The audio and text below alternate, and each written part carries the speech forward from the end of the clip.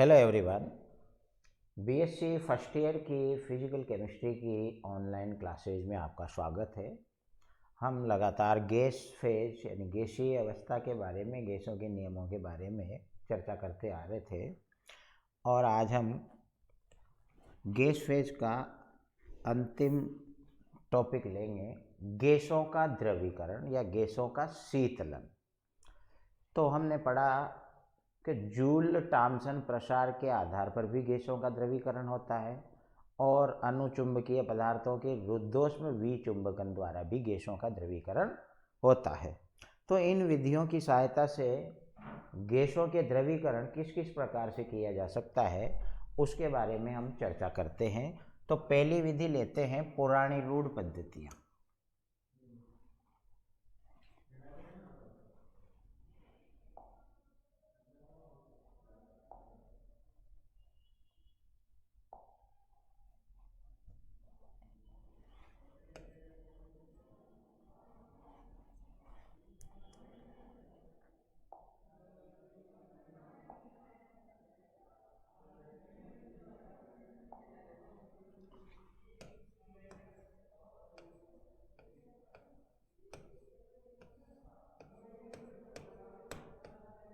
पुरानी रूढ़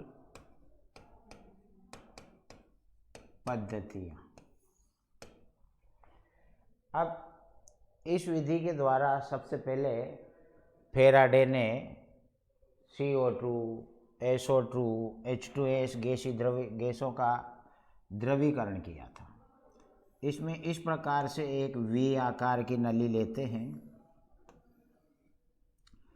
जिसके एक सिरे पर ये कोई वाष्पशील पदार्थ रखते हैं, कोई भी पदार्थ हो सकता है, और इसके दूसरे सिरे को सील बंद करके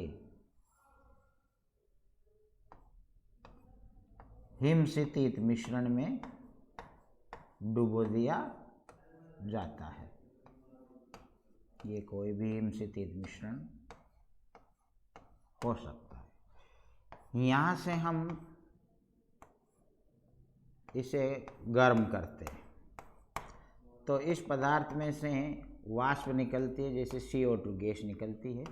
ये यहाँ पर एकत्र होगी और ये हिमशितित मिश्रण में ठंडी हो जाएगी और इस प्रकार से गैस का शीतलन होगा। गैसों के शीतलन के लिए दो शर्तें आवश्यक है। एक ताप कम होना चाहिए और एक दाब उच्च होना चाहिए। तो हिमशितित मिश्रण के कारण गैस का ताप लगातार घटता जाएगा और चूंकि इधर से लगातार गैस बनती हुई आ रही है तो यहाँ गैस की मात्रा बढ़ेगी, तो जिससे स्वयं का गैस का दाब उत्पन्न होगा और दाब बढ़ता जाएगा। इस प्रकार ताप घटते जाने और दाब बढ़ते जाने से अंततः गैस का शीतलन हो जाता है। अब इसके बाद अपन दूसरी महत्वपूर्ण विधि लेते हैं, लिंडे विधि।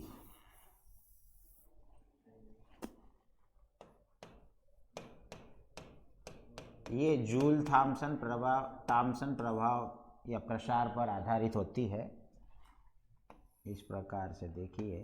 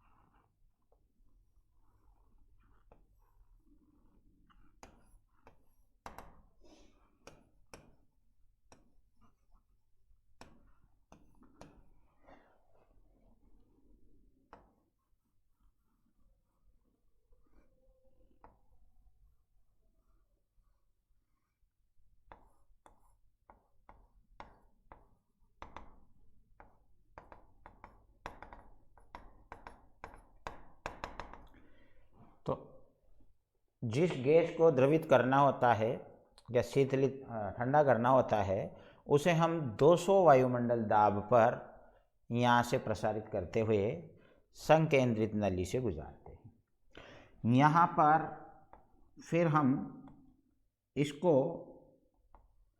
ये जो जेट चेम्बर है, चौड़ा चेम्बर, सी चेम्बर, तो जेट जे में से इसको प्रसारित करते हुए सी चेम्बर में खोल देते हैं। तो अचानक यहाँ इसका दाब कम हो जाता है। तो जो गैस 200 वायुमंडल दाब पर आ रही थी और एकदम यहाँ से निकलकर खुले में आएगी तो दाब कम होते हुए लगभग 50 वायुमंडल रह जाता है और गैस का दाब कम होते उसका ताप घट जाता है। इस गैस को फिर पुनः यहाँ से गुजारते हुए वापस 200 वायुमंडल दाब पर फिर लाकर फिर संकेंद्रित नली से गुजारते हैं और फिर इसका जूल ट्रांसफर प्रसार के द्वारा प्रसारित करवाया जाता है। तो इस प्रक्रम को हम लगातार तब तक दोहराते रहते हैं जब तक कि गैस द्रवित ना हो जाए। तो देख लीजिए 200 वायुमंडल दाब पर हमने इसको गुजारा उच्च दाब पर, और जैसे ही अपन उच्च दाब से अचानक दाब घटाते हैं जूल थॉम्सन प्रसार होता है और ताप घट जाता है और ताप में कमी आने के कारण गैसें शीतल हो जाती है, ठंडी हो जाती है। फिर इसको यहाँ से दोबारा गुजार देंगे, फिर 200 वायुमंडल पर लाकर फिर कम दाब पर इसको खोल देंगे। तो बार बार उच्च दाब से कम दाब पर इसको प्रसारित करवाएंगे तो लगातार ताप में कमी आती जाएगी और अंततः गैस द्रवित हो जाएगी। इसके बाद हम अगली विधि की बात करते हैं और वो अगली विधि है क्लाउड विधि। ये जूल थॉम्सन प्रसार और रुद्धोष्म प्रसार दोनों पर संयुक्त रूप से आधारित है।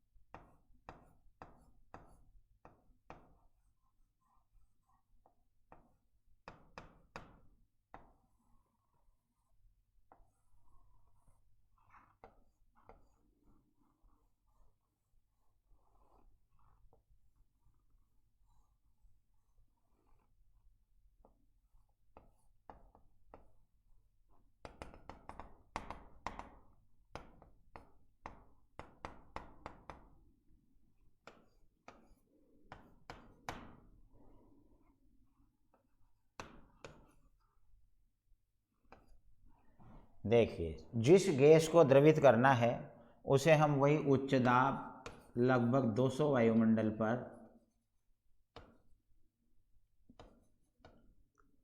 प्रवाहित करवाते हैं और नली ABC में से गुजारते हैं। सी पार्ट पर यह नली दो भागों में बट जाती है। एक ओर तो यह संकेंद्रित नली से गुजरती हुई चली जाती है और दूसरी ओर ये इस भाग में से गुजरती है जिसमें कि एक वायुरुद्ध पिस्टन लगा हुआ होता है। तो जब गैस यहाँ से गुजरती है तो इसका रुद्धोष्म प्रसार होता है जिसके कारण गैस पिस्टन पर दाब लगाती है और गैस को कार्य करना पड़ता है। और जब गैस कार्य करेगी तो इस कार्य को करने के लिए गैस की कुछ गतिज ऊर्जा कम हो जाती है और गतिज ऊर्जा कम होते ही गैस का ताप कम हो जाता है। फिर गैस यहाँ से नीचे प्रसारित होती है। यहाँ ऊपर से उच्च दाब पर गैस आ रही है और ये बाहर यहाँ से जो कम ताप पर गैस आ रही है ये लगातार अंदर की गैस इस ठंडी गैस के संपर्क में है। तो इसको यहाँ से हम खोलेंगे तो यहाँ इसका जूल थॉम्सन प्रसार होगा।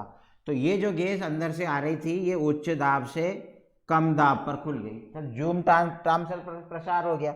इधर से जो गैस गुजरी थी वो रुद्धोष्म कार्य करके अपनी गतिज ऊर्जा का खोकर आ रही है। तो ये बाहर वाली ठंडी गैस अंदर वाली गैस को भी ठंडी करती जाएगी और अंदर वाली गैस बाहर आते जैसे कम दाब पर आएगी तो ठंडी हो जाएगी।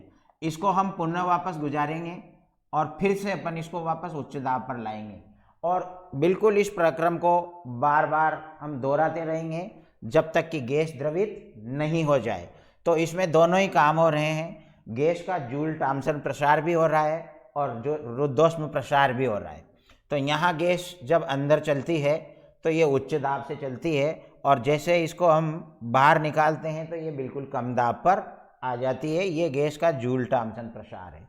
बाहर गैस पिस्टन पर कार्य करती हुई आ रही है, जो रुद्धोष्म कार्य करेगी, जिसकी वजह से इसकी गतिज ऊर्जा कम होगी, तो ये ठंडी हो जाएगी, जो ये बाहरी नली में प्रवाहित होती रहती है।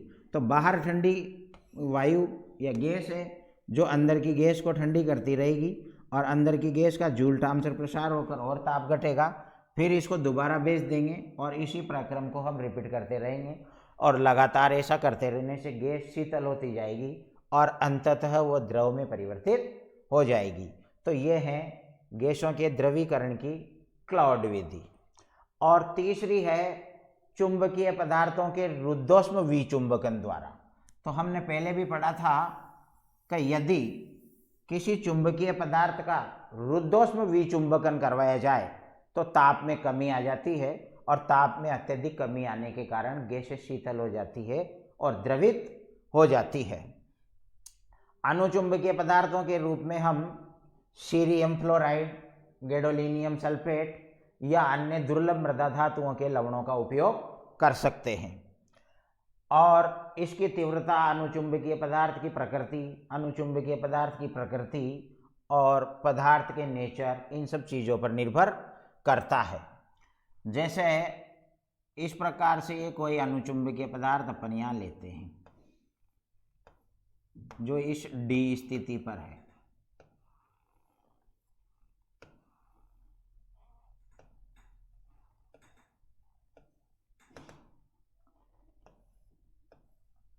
और इस बाहर के चेंबर में 1 केल्विन ताप तक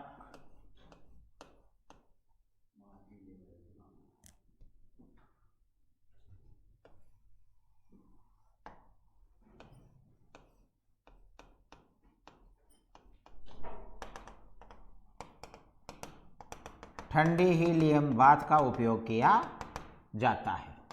तो यहाँ पहले हम गैस का समतापीय अनुचुंबकन करवाएंगे। तो ये चुंबकीय पदार्थ को चुंबकीय क्षेत्र के संपर्क में रखेंगे, तो ये समतापीय प्रक्रम है, यानी इसमें ताप समान रहेगा, और ताप को समान करने के लिए हीलियम बाथ और अनुचुंबकीय पदार्थ के मध्य ऊष्मा का आदान प्रदान हो जाएगा। तो जब इस चुंबकीय पदार्थ का चुंबकरण पूरा हो जाएगा तब हम इस चुंबकीय क्षेत्र को हटा देंगे, और इसके बाद इसमें रुद्धोष्म विचुंबकन करवाएंगे।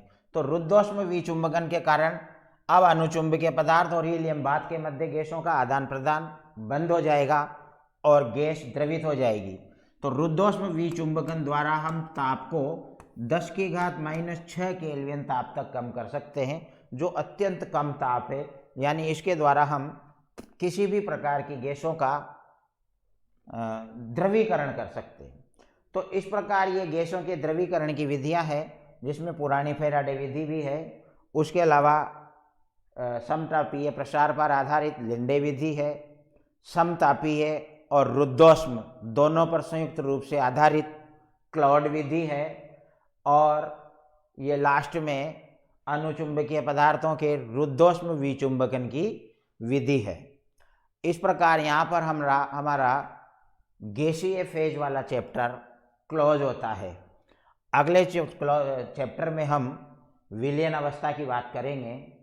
धन्यवाद।